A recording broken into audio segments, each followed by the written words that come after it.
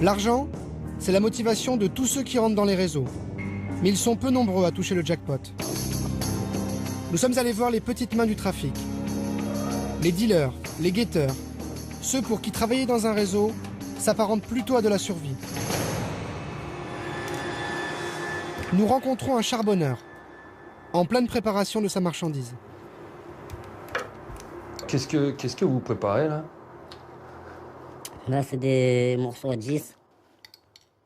À 10 euros? Ouais. Il coupe lui-même les morceaux de résine de cannabis qu'il va vendre. Là, je vais vite fait faire 2 ou 3 morceaux à 30.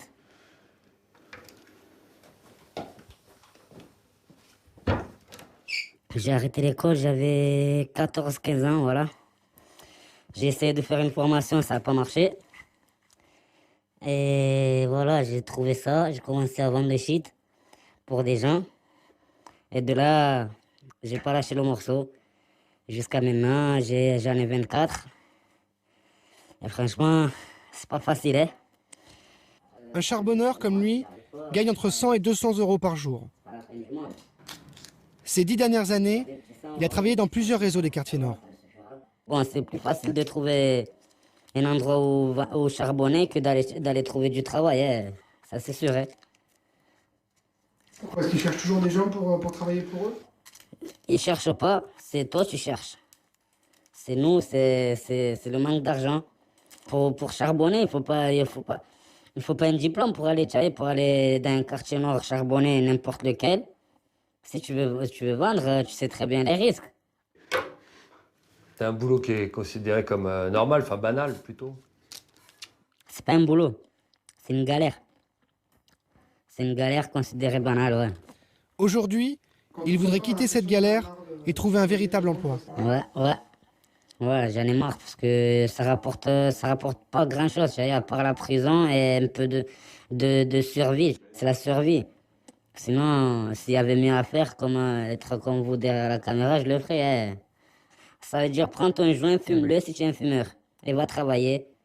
Ne te casse pas la tête. Vous êtes allé en prison? Non. Jusqu'à maintenant, ça va. C'est pour ça, il faudrait que j'arrête au plus vite avant que, tu sais, parce que ça y est, j'ai déjà passé mon temps là.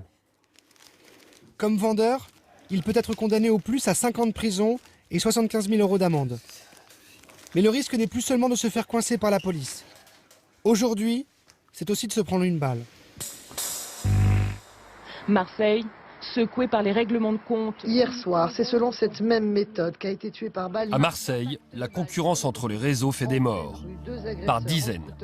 Depuis 2009, plus de 70 jeunes ont été tués par balle. Des règlements de compte à coups d'armes de guerre.